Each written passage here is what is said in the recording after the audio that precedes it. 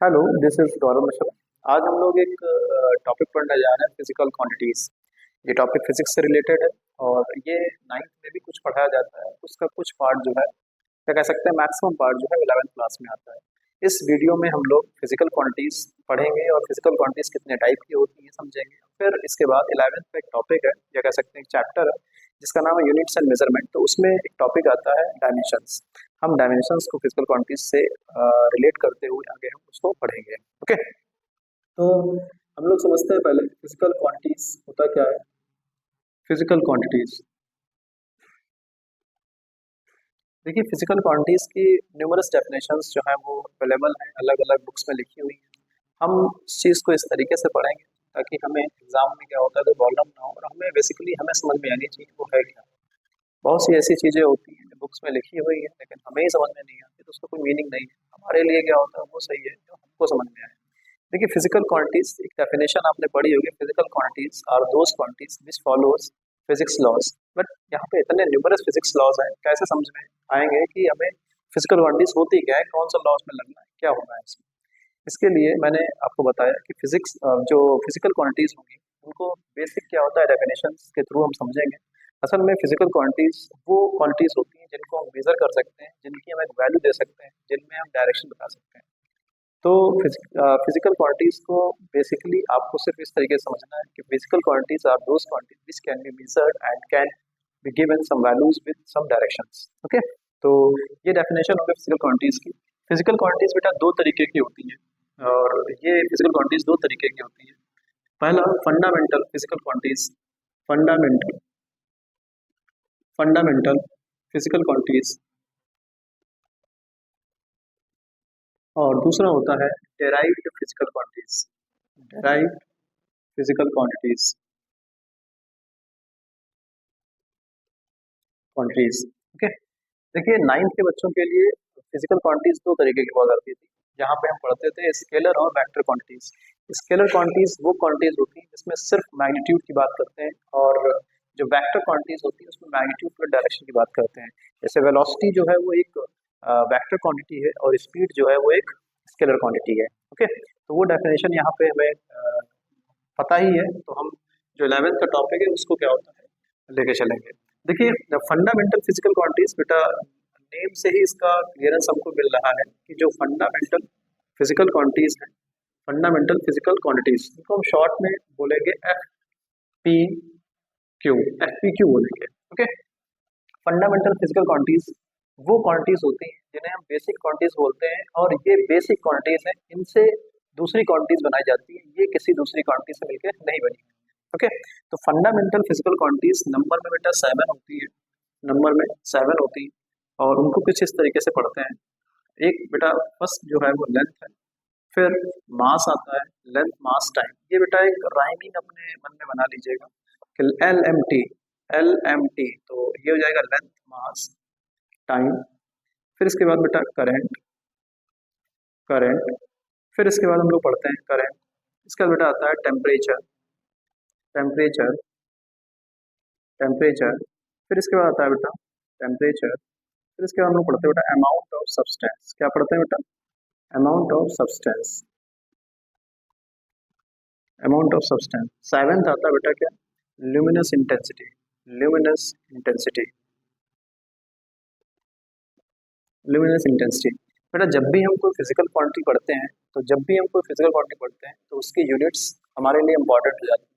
Units जो होती हैं वो असल में ये बताती हैं कि किस चीज़ की बात चल रही है।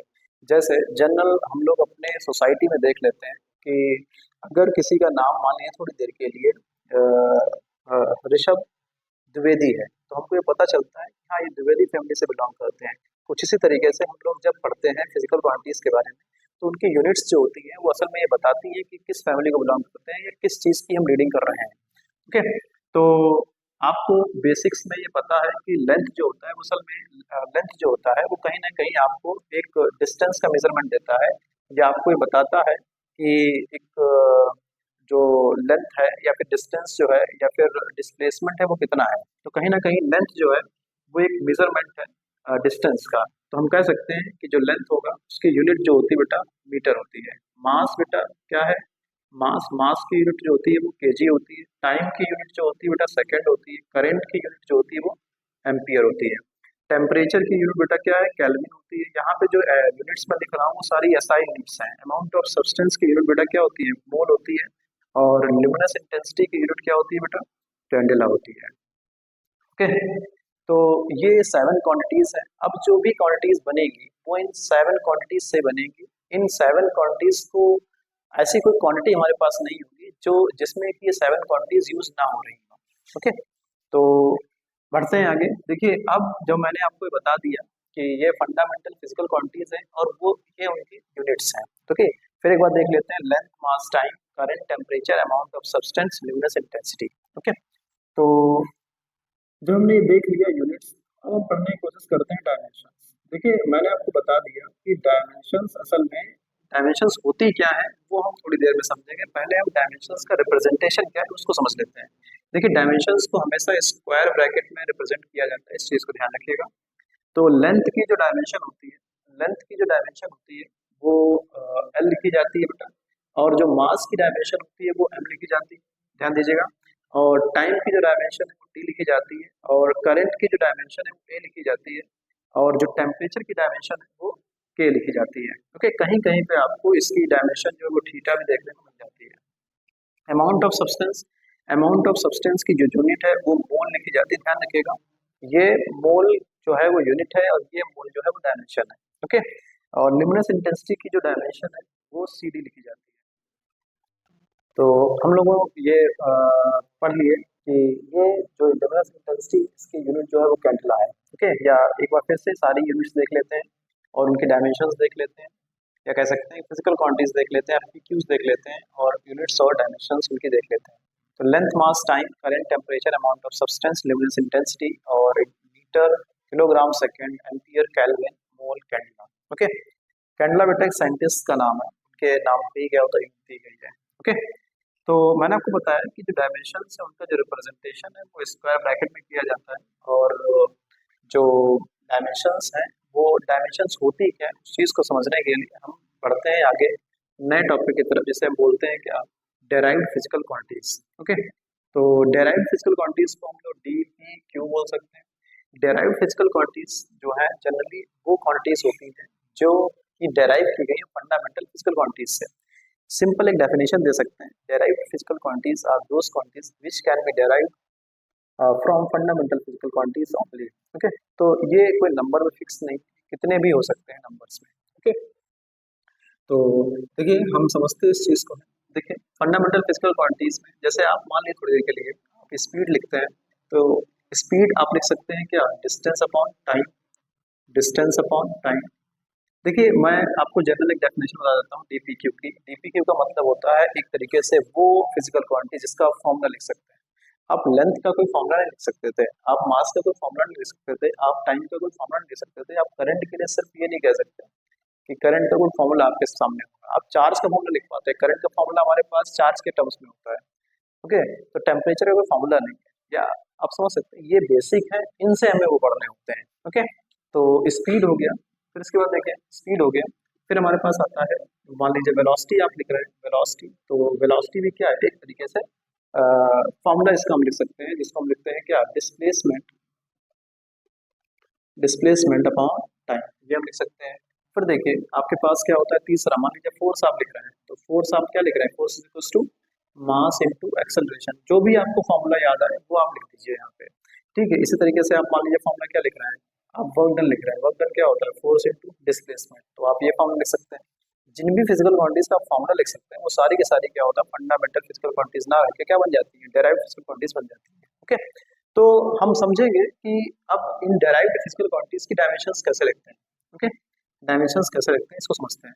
देखिए डिस्टेंस क्या होती है, डिस्टेंस हमें जो है पूरे फॉर्मूले को जो भी हमने डीपीक्यू लिख रखा है, डीपीक्यू जो भी हमने लिख रखा है उसका फॉर्मूला हमें लिखना है, और उस फॉर्मूले को वहां तक क्या होता है ले जाना है जहां पे हमको फंडामेंटल फिजिकल क्वांटिटीज मिल जाए। जैसे हमने स्पीड लिखा तो स्पीड डिस्टेंस अपॉन टाइम होता है, डिस्टेंस भी क्या है, फंडामेंटल फिजिकल क्वांटिटी है, और टाइम भी क्या है, फंडामेंटल फिजिकल क्वांटिटी है। तो डिस्टेंस जो है फंडामेंटल फिजिकल क्वांटिटी कौन सी है, लेंथ। लेंथ से ही हम क्या होता है बेटा मेजर कर रहे हैं डिस्टेंस कहीं ना कहीं, तो इसकी फंडामेंटल फिजिकल क्वांटिटी यानी डायमेंशन इसकी एल हो गई और इसकी डायमेंशन क्या हो गई, टी हो गई। तो स्पीड की डायमेंशन होगी L t-1, okay, L t-1 इसकी स्पीड की डायमेंशन हो गई। फिर दूसरा आप देख सकते हैं क्या, मैं दिख रहा हूँ आपके सामने फोर्स। फोर्स क्या होता है बेटा, मास इंटू एक्सेलरेशन। देखिए एक चीज समझिए बेटा, मास हमारे सामने फंडामेंटल है लेकिन एक्सेलरेशन फंडामेंटल नहीं है, तो हम क्या करेंगे, एक्सेलरेशन को ब्रेक करेंगे। एक्सेलरेशन को ब्रेक करने का मतलब ये कि एक्सेलरेशन का फॉर्मूला लिखेंगे। एक्सेलरेशन फॉर्मूला क्या होता है, velocity velocity velocity change upon time. बेटा वेलोसिटी चेंज भी करेंगे तो भी हमको क्या मिलेगा, वेलोसिटी मिलेगी, तो हम लिख सकते हैं वेलोसिटी अपॉन टाइम। देखिए मास फंडामेंटल हो गया, टाइम फंडामेंटल हो गया, लेकिन वेलोसिटी फंडामेंटल नहीं है, तो हम क्या करेंगे, फिर वेलोसिटी को भी ब्रेक करेंगे। और उसको ब्रेक करने का मतलब बेटा फिर कह रहा हूँ क्या है, उसका फॉर्मूला लिखना। ओके, तो मास वेलोसिटी बेटा क्या होता है, डिस्प्लेसमेंट, शॉर्ट में लिख रहा हूँ डिस्प्लेसमेंट अपॉन टाइम, और एक टाइम ऑलरेडी हमारे पास है। अब देखिए जो फॉर्मूला हमारे पास है उसमें सारे के सारे जो क्वांटिटीज लिखी हुई है वो फंडामेंटल फिजिकल क्वांटिटीज ही है। तो हम क्या करेंगे, यहाँ पे मास, ये डिस्प्लेसमेंट है, डिस्प्लेसमेंट बेटा सॉरी मास की डायमेंशन क्या होती है m, और डिस्प्लेसमेंट की डायमेंशन क्या होती है l, टाइम की डायमेंशन क्या होती है t, और ये टाइम की डायमेंशन क्या होती है t। तो देखिए m L t-2 ये क्या हो गया बेटा, फोर्स की डायमेंशन। ठीक है, इसी तरीके से हम कुछ और डायमेंशन सीखेंगे और समझेंगे कि डायमेंशंस कौन कौन सी हमें पढ़नी है। देखिए इसके बाद देखते हैं, देखिए मैं इरेज कर रहा हूँ, आप लोग इसका स्क्रीनशॉट ले लीजिएगा। ओके, देखिए इसके बाद हमारे पास कुछ फंडामेंटल फिजिकल क्वांटिटीज से हमको मिलती हैं डेराइव, यानी कि हमको एफपीक्यू डीपीक्यू मिलती है एफपीक्यू से। ओके, शॉर्ट में बोलेंगे, ज़्यादा आसानी रहेगी हमको। ओके, फिर देखिए ये तीसरा नंबर है, वर्क डन क्या होता है बेटा, work done force into displacement होता है।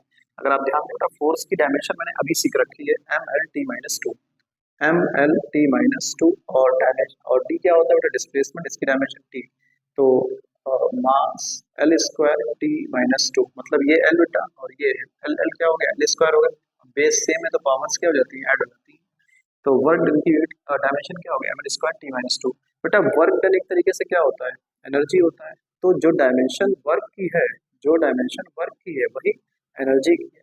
अब आप ध्यान दीजिएगा, एनर्जी बेटा क्या होती है, एनर्जी आप दो तरह की पढ़ते हैं, पोटेंशियल एनर्जी और काइनेटिक एनर्जी, तो इनकी भी डायमेंशन वही होगी। ठीक है, और आपको बता देता हूँ बेटा, एक हम लोग आगे चल के क्वांटिटी पढ़ते हैं जिसका नाम होता है टॉर्क। टॉर्क, देखिए एक बेसिक चीज आपको बता देता हूँ कि अगर आपको डायमेंशन लिखनी किसी की भी है तो उसका फॉर्मूला अगर आपको पता होगा तो ज्यादा बेहतर है। फॉर्मूले से हम उसकी डायमेंशन लिख सकते हैं। देखिए जो 11th के बच्चे हैं उनको फॉर्मूले जैसे जैसे वो कोर्स को आगे पढ़ते चले जाते हैं उनको फॉर्मूले सारे याद हो जाते हैं, क्योंकि वो जो फॉर्मूले यहाँ पे दिए जा रहे हैं वो आगे चैप्टर्स के फॉर्म में मिल जाते हैं। ठीक है, तो टॉर्क जो है बेटा, टॉर्क टॉर्क का फॉर्मूला होता है R इंटू एफ। आर क्या बेटा, डिस्टेंस है, डिस्टेंस की डायमेंशन एल होती है। फोर्स की डायमेंशन अभी हमने पढ़ रखी है क्या, M L t-2, ये डायमेंशन हो गई। अब देखिए ये m हो गया, ये l क्या है, बेस है, तो ये हो गया L² t-2।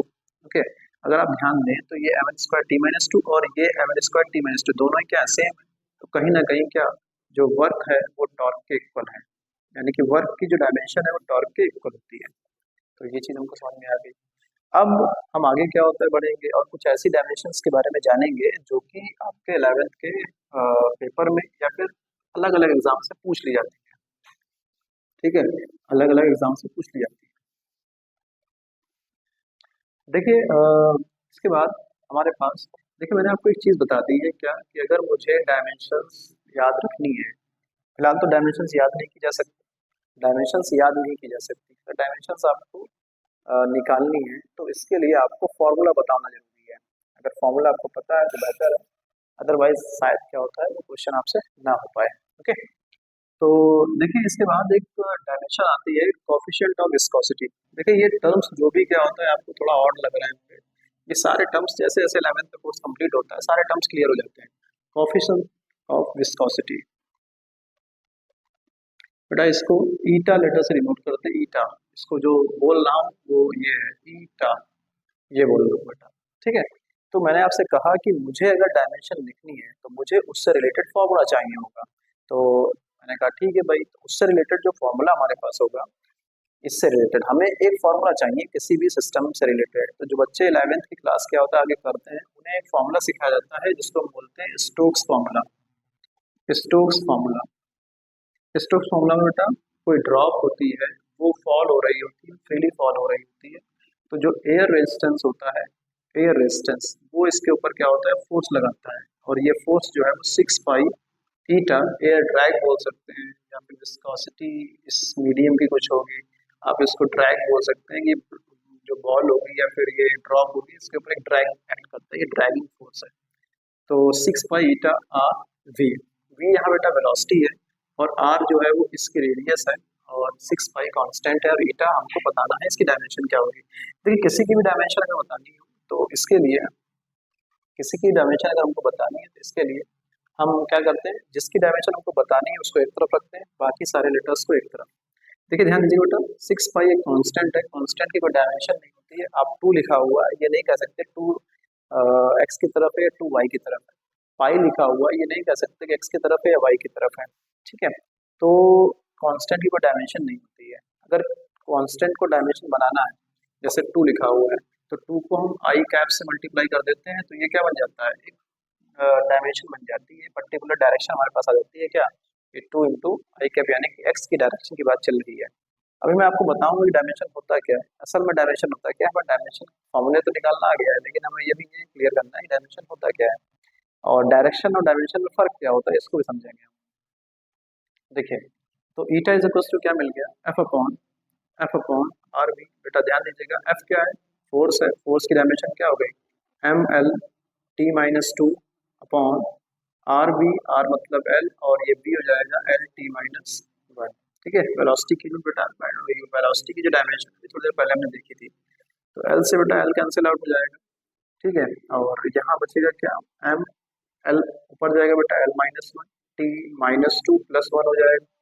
तो इसको हम लिख सकते हैं क्या, M L-1 T-1, ये डायमेंशन हो जाती है किसकी बेटा, ये डायमेंशन हो जाती है किसकी, कोफिशिएंट ऑफ विस्कोसिटी के। तो मैंने आपसे कहा कि डायमेंशन निकालने के लिए मुझे ये पता होना चाहिए कि उस डायमेंशन जिसकी निकालनी है उसका फॉर्मूला क्या है। कोई एक फॉर्मूला अगर याद आ जाता है तो हम उस फॉर्मूले से उसकी डायमेंशन पता कर सकते हैं। देखिए अब हम बात करते हैं आगे थोड़ा सा। हम्म, देखिए असल में, हाँ, देखिए असल में अब हमारे पास हम समझने जा रहे हैं कि डायमेंशन होती क्या है, इस चीज़ को समझेंगे। देखिए अगर आप मान लीजिए एरिया लिख रहे हैं, तो एरिया क्या होता है, लेंथ इंटू ब्रेथ होता है। लेंथ भी बेटा क्या है, डिस्टेंस है या लेंथ है, और ब्रेथ भी एक डिस्टेंस है। तो डिस्टेंस लेंथ एक तरीके से हम उसको रीड कर रहे हैं, तो इसकी डायमेंशन क्या होती है, एल हो जाती है, और इसकी डायमेंशन क्या होती है, एल हो जाती है। तो एरिया की डायमेंशन क्या हो जाती है, L² होती है। ओके, देखिए एक चीज समझिएगा, आप भी जानते हैं कि एरिया जो है वो क्या है, एक 2 डायमेंशनल डायग्राम है, सॉरी 2 डायमेंशनल फिजिकल क्वांटिटी है, आप ये पढ़ते हैं। तो आप एक चीज नोटिस कर रहे हो कि लेंथ के ऊपर भी 2 है, तो ये कहीं ना कहीं क्या, ये जो पावर्स होती है वो ये बताती है कि चीजें कितनी कितनी मतलब उसमें कितनी फिजिकल क्वांटिटीज यूज हो रही हैं, और कितनी फिजिकल क्वांटिटीज यूज होने के साथ साथ वो कहाँ तक रीड की जा पा रही है। तो डायमेंशन होता क्या है, इस चीज समझ लेते हैं बेटा। डायमेंशंस जो है वो असल में रेज्ड पावर्स होती हैं, रेज्ड पावर्स, रेज्ड पावर्स। और किन में रेस, किस पे रेस पावर्स होती हैं, फंडामेंटल फिजिकल क्वांटिटीज के ऊपर रेस पावर्स। फिर से समझिएगा इस चीज को, डायमेंशंस जो है, मैं एक एग्जांपल और दे देता हूँ तो आपको क्लियर हो जाएगा। वॉल्यूम, अगर आप देखें तो वॉल्यूम क्या होता है, length into breadth into height. तो सारी तीनों की तीनों ही क्या है, लेंथ। तो जब तीनों ही लेंथ है तो हम ये कह सकते हैं ये एल है, ये भी एल हो जाएगा और ये भी एल हो जाएगा। तो कहीं ना कहीं क्या हो जाएगा, ये L³ हो जाएगा। और आप ये जानते हैं क्या, वॉल्यूम जो होता है वो एक 3 डायमेंशनल स्टडी होती है। वॉल्यूम, वॉल्यूम जो है 3 डायमेंशनल स्टडी होती है। और आप देखो जरा यहाँ पे क्या है, L³ आ रहा है, तो ये 3 है, और 3 डायमेंशन वॉल्यूम होता ही होता है। तो मैं ये कहना चाह रहा हूँ कि देखिए डायमेंशंस की डेफिनेशंस, फिर मैंने आपको न्यूमरस डेफिनेशंस आपको अलग अलग उसमें मिल जाएंगी, लेकिन बेटा हमें पढ़ना वो है जिससे हम समझ पाएं कि होता क्या है डायमेंशन। तो डायमेंशन असल में रेज, डायमेंशंस की डेफिनेशन दी जाती है, dimensions are actually the raised powers over fundamental physical quantities. तो डायमेंशन जो होती हैं वो पावर्स को बताते हैं कि वो फंडामेंटल फिजिकल क्वांटिटीज किस पावर में कितनी रीड की जा रही हैं। ओके, तो dimensions raised powers over over fundamental physical quantities होती है। क्लियर है, तो ये क्लियर हो गया। इसके बाद हाँ, देखिए इसके बाद जो है हमारे पास एक ऐसी सिचुएशन आती है जिसमें अ, हम क्या करते हैं कि डेराइव्ड फिजिकल क्वांटिटीज हमने रीड कर ली, यानी कि डीपीक्यूज हमने रीड कर लिए, एफपीक्यूज हमने रीड कर ली, लेकिन एक ऐसी सिचुएशन आती है जिसमें हम थोड़ा सा कंफ्यूज हो जाते हैं, जैसे आर्क। आर्क जैसे हमारे पास एक फॉर्मूला होता है बेटा एंगल का। एंगल इज इक्वल टू क्या होता है, आर्क अपॉन रेडियस। अब देखिए आर्क तो बेटा ये होता है, और आर्क अगर ये है तो ये ना ही लेंथ की तरह क्या होता है हमको दिख रहा है, क्योंकि हम लेंथ जब पढ़ते हैं तो दिमाग हमारा ये बोलता है कि वो एक स्ट्रेट लाइन चीज है, और आर्क क्या है, वो तो एक कर्व पाथ है।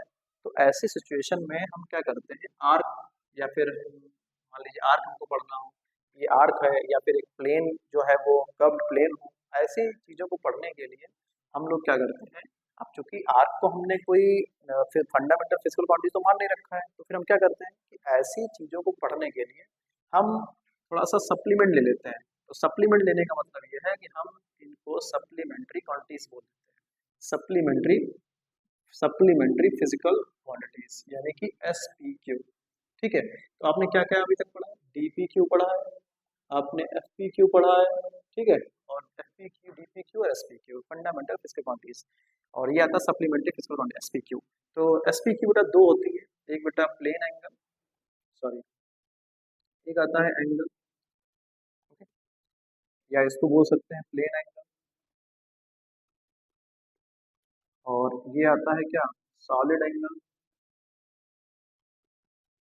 याद रखिएगा प्लेन एंगल जो है उसका फॉर्मूला होता है आर्क अपॉन रेडियस। आर्क बेटा क्या है, एक लेंथ है, और रेडियस भी क्या है, एक लेंथ है। तो length length cancel out, dimension क्या हो गई, M zero T zero, M zero L zero T zero. तो M zero L zero T zero मतलब दो डायमेंशन आप लिख सकते हैं, या तो M zero L zero T zero लिख सकते हैं। ओके, तो ध्यान रखिएगा प्लेन एंगल में जो एंगल होता है वो लाइंस के बीच एंगल होता है, ये आर्क होती है। ओके, सॉलिड एंगल क्या होता है, सॉलिड एंगल जो होता है बेटा वो area upon D A upon D R square लिखते हैं, या फिर आप लिख सकते हैं क्या, एरिया अपॉन रेडियस का स्क्वायर। असल में सॉलिड एंगल जो होता है वो दो प्लेन्स के बीच एंगल होता है।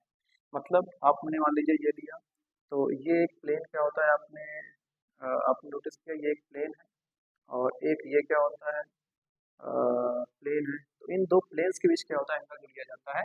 और यहाँ पे भी ये जो जिसको हम रीड कर रहे हैं, एक तरीके से ये समझिए ये अम्ब्रेला है, और अम्ब्रेला एंगल बना रहा है किसके, सेंटर पे एंगल बना रहा है, और ये जो अम्ब्रेला की जो साइड्स हैं उन साइड्स को लिया जा रहा है, और ये यानी कि एरिया एरिया अपॉन साइड का स्क्वायर। ठीक है, तो ये चीज़ रीड की जा रही है।